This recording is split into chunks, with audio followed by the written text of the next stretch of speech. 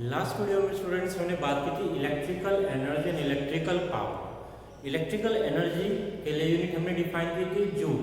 लेकिन स्टूडेंट्स जो जूल हमारी होती है, joule is a very small unit for the measurement of energy. तो बच्चे इलेक्ट्रिसिटी कंजम्पशन को मेजर करने के लिए जो हमारी कमर्शियल यूनिट है, किसी हाउस में, बिल्डिंग में, होम में, स्कूल में, हॉस्पिटल्स में जो भी इलेक्ट्रिसिटी कंज्यूम हो रही है, उस इलेक्ट्रिकल कंजम्पशन को मेजर करने के लिए, एनर्जी कंजम्पशन को मेजर करने के लिए हमने कमर्शियल यूनिट डिफाइन की है, दैट इज यूनिट,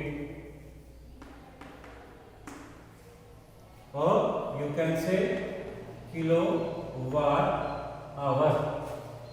और बच्चे इसका एक और नाम है BOT। ये काफी पुराना नाम हो गया, बोर्ड ऑफ ट्रेड। पहले इस नाम से इसको जानते थे। तो बच्चे किलोवाट आवर या फिर यूनिट। आपके घरों में मीटर लगा हुआ है बच्चे, उन मीटर्स में आप रीडिंग देख सकते हो। जब भी आएगी वो आज कितना है, किलोवाट आवर में आएगी। तो किलोवाट आवर को हम क्या लिखते हैं, unit. Kilowatt hour is the unit of electrical energy consume in A building, home, जैसे भी आप यूज करना चाहें। तो बच्चे हम इसको जूल के साथ रिलेट करके देखते हैं कि how many joules in a unit in 1 kilowatt hour means 1 kilowatt hour is equal to, इसको थोड़ा अलग अलग ब्रेक कर लेते हैं, means 1 kilowatt multiply by 1 hour. Kilowatt को वाट में ले आए हम 1000 वाट। आवर को बच्चे सेकंड्स में ले आते हैं, सेकंड्स। फिर मल्टीप्लाई की बच्चे आपने 6 6 जा 36, 36 1 2 3 4 5 जीरोज आपने लगा दी। तो वाट को आप लिख सकते हैं जूल पर सेकंड, और इस सेकंड से सेकंड कैंसिल आउट कर दीजिए। तो क्या बन गया बच्चे 1 2 3 4 5 6, 3.6 10 to power 6 joule means 1 kilowatt our, और 1 unit is 3.6 into 10 to power 6 joule के इक्वल हो जाएगी। ये तो बच्चे कंपैरिजन हो गया unit means kilowatt hour versus joule. अब बच्चे हम ये फाइंड आउट करना चाहते हैं कि how we can calculate electricity consumed in a home, building, school etcetera. कैसे आप डिफाइन करेंगे? सपोज आपने घर में कुछ डिवाइसेस लगा दी, कुछ अप्लायंसेस लगा दी। सपोज आपने वॉशिंग मशीन लगाई, आपने रेफ्रिजरेटर लगाया, आपने फैन लगाया, आपने ट्यूबलाइट लगाई है, बल्ब लगाया है, मोटर एक्सेट्रा एक्सेट्रा लगाया है। तो उन सब में कैलकुलेट करके आप कैसे फाइंड कर सकते हैं how much energy is consumed in our home? देखते हैं बच्चे।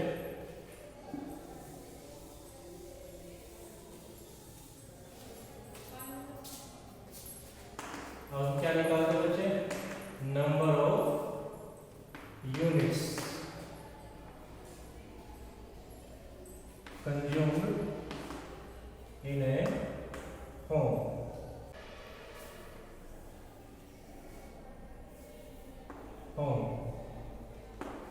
चलिए बच्चे, सपोज आपके घर में कोई एक अप्लायंस, कोई एक डिवाइस लगा है, सपोज पावर P वाट। जो वहां डिवाइस आपने यूज किया that is of P watt and it runs for T hours. बच्चे देखिए टाइम का सेकंड्स में नहीं लेंगे यहाँ पर। आप ऐसा तो नहीं कि आपने एक फैन लगाया और उसको केवल 1 सेकंड के लिए, 10 सेकंड के लिए ऑन किया, नहीं, कुछ एक लंबे टाइम पीरियड के लिए आप उसको ऑन रख करके चलाएंगे, है ना। तो हम आवर्स में कैलकुलेट करने की ट्राई करते हैं। ठीक है बच्चे, फॉर्मूला क्या था? Because P is equal to हमारा W/T means W is equal to क्या हो जाएगा, P into T। Therefore electrical energy consumed W is equal to P watt multiply by T hour, है ना। और बच्चे किलोवाट आवर मींस यूनिट क्या था, किलोवाट आवर। तो उसको वाट को क्या करें, किलो में कन्वर्ट कर लीजिए। दैट मींस P अपॉन 1000 क्या बन गया, किलोवाट इनटू T आवर, है ना। तो बच्चे क्या करो, P मल्टीप्लाई T अपॉन 1000 क्या बन गया, किलोवाट आवर। और ये किलोवाट आवर क्या है बच्चे आपका नंबर ऑफ यूनिट्स। तो बच्चे आप इस फॉर्मूले के हेल्प से आप इजीली फाइंड आउट कर सकते हैं how much electrical energy is consumed in this device. P power in watt, T time in hour, upon 1000। तो आपकी इलेक्ट्रिकल एनर्जी कंज्यूम निकल जाएगी इन यूनिट्स। बच्चे अगर आपको वोल्टेज की टर्म में रखना हो, V इक्वल टू VI था, VIT अपॉन 1000 ऐसे भी लिख सकते हो। इसको वर्ड्स में भी लिख लेते हैं कभी कभी, वाट इंटू आवर अपॉन 1000। तो बच्चे किसी भी डिवाइस में अगर आपके पास बहुत सारे डिवाइसेस है तो सब में क्या आ जाएगा, ऐड होता चला जाएगा। ठीक है, सपोज आपने एक घर में 4 फैन लगाए हुए हैं तो यहाँ 4 से मल्टीप्लाई कर दीजिए।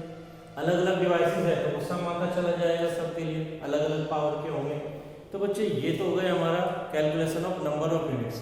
तो बच्चे कुछ प्रैक्टिकल एग्जांपल्स देखते हैं जो हमारे घरों में भी यूज होते हैं। Practical example of heating effect of electric current. देखिए बच्चे क्या है हमारे पास, सबसे पहले हमारे पास एक एग्जांपल है इलेक्ट्रिक बल्ब।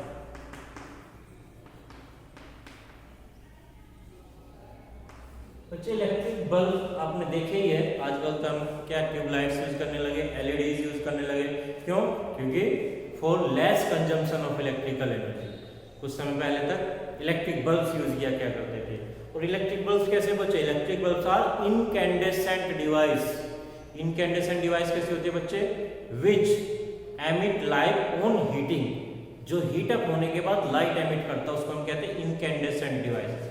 आपने स्ट्रक्चर देखिए बल्ब कैसे होते हैं स्टूडेंट्स, ऐसा होता है हमारे पास बल्ब।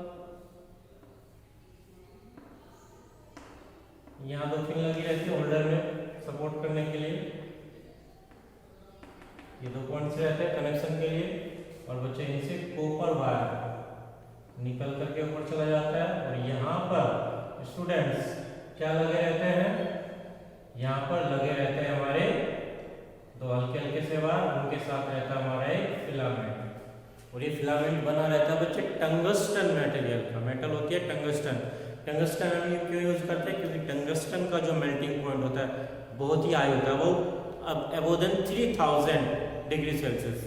तो बच्चे जब आप इसमें इलेक्ट्रिक करंट फ्लो कराते हैं तो ये हमारा टंगस्टन वायर हीट अप हो जाता है due to high resistance. Resistance भी हाई है बच्चे इसका और मेल्टिंग पॉइंट भी हाई है। तो इसका temperature more than 2000 degree Celsius तक पहुंच जाता है। और जब ये 2000 डिग्री सेल्सियस से ऊपर चला जाता है तो ये लाइट एमिट करना स्टार्ट कर देता है। तो मैंने शुरू में कहा था बच्चे, electric bulb is an incandescent device. Incandescent मतलब a device which emit light on heating, जो हीट अप होने पर लाइट एमिट करता है। तो यहाँ बच्चे लाइट कैसे एमिट हो रही है, due to heating of tungsten filament, इसको फिलामेंट बोलते हैं बच्चे। ठीक है, ये एक सिंपल सा एग्जांपल है हमारा जो heating effect of electric current पर वर्क करता है। एक और बच्चे आप पढ़ते हो इलेक्ट्रिक आयरन प्रेस, जिसे आप कहते हो कपड़ों के ऊपर प्रेस करते हैं। तो इलेक्ट्रिक आयरन में भी क्या होता है बच्चे, इसी तरह का एक फिलामेंट लगा रहता है। वो फिलामेंट क्या करता है, जो हमारी आयरन है उसके बॉटम सरफेस को हीट अप कर देता है और उसको हम कपड़ों के ऊपर प्रेस कर लेते हैं आयरन। एग्जाम्पल किसका हो गया, heating effect of electric current के। ऐसे बच्चे हम एक और एग्जाम्पल लेते हैं इलेक्ट्रिक फ्यूज।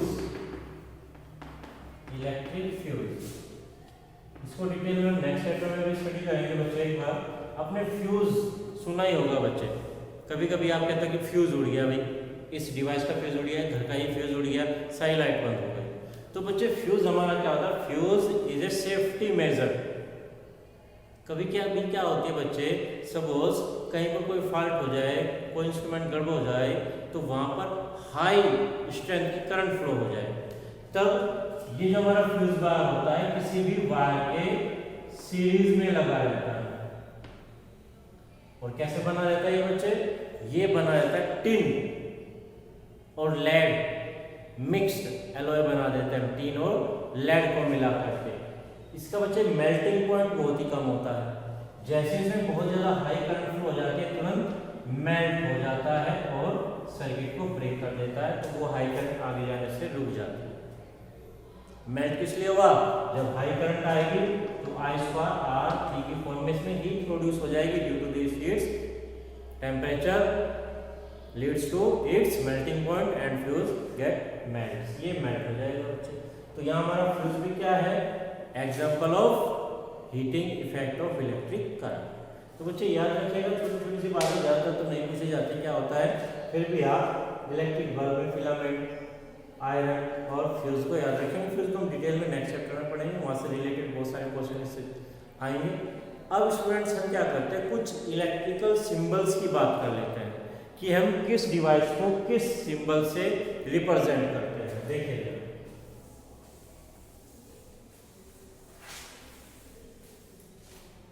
सपोज हम बात करते हैं सेल, इलेक्ट्रिक सेल, सिंबल एक छोटी लाइन एक बड़ी लाइन पॉजिटिव टर्मिनल को, छोटी लाइन नेगेटिव टर्मिनल को। Battery is the combination of cells. अब आप इसमें और सेल्स ऐड कर दीजिए तो ये क्या बन जाएगा बच्चे, बैटरी बन जाएगी। फिर हमने बच्चे बताया था ammeter is a device which is used to measure electric current in a circuit, और ammeter is always connected in series। याद रखना बच्चे, एग्जाम में पूछा जाता है।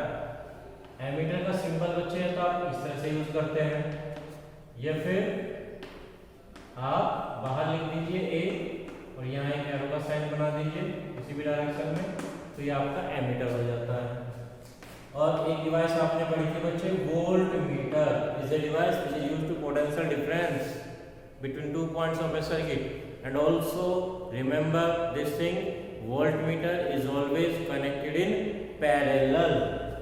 voltmeter का सिंबल हम इस तरह से रखेंगे स्टूडेंट्स, और जैसे मीटर का बना है बी बाहर लिख देंगे और यहाँ आप एक एरो बना दीजिए।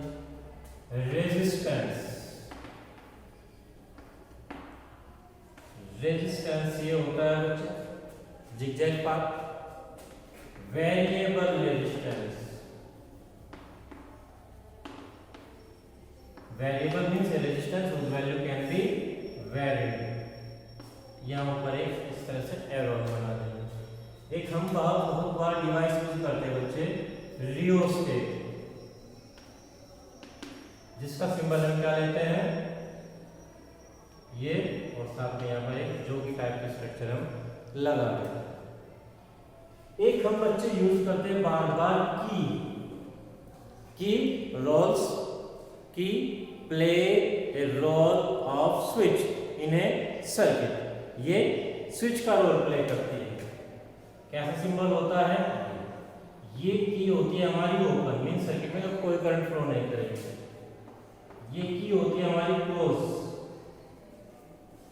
जब सर्किट में आप की लगा देंगे तो करंट फ्लो हो जाएगी। देखिए बच्चे कैसी होती है, हमारी प्लग टाइप की, एक मेटेलिक स्ट्रक्चर इस तरह की होती है हमारी, एक वुडन बेस के ऊपर ये लगा रहेगा, यहाँ वायर कनेक्ट कर दिया जाएगा और यहाँ लगाने के लिए होती है मेटल की। तो बच्चे जब ये ओपन है तो ये ओपन वाला स्ट्रक्चर इस तरह से हो जाएगा, और जब आप इसको यहाँ पर एंटर करा देंगे तो ये क्लोज हो जाएगी, कंटिन्यूअस पाथ बन जाएगा करंट के लिए, तो करंट इजीली यहाँ पर फ्लो होना स्टार्ट हो जाएगा। ओके स्टूडेंट, यहाँ हमारा जो थ्योरेटिकल पोर्शन था इस चैप्टर में कंप्लीट हो गया। नेक्स्ट वीडियो में हम बात करेंगे इस चैप्टर से रिलेटेड इंपॉर्टेंट न्यूमेरिकल्स।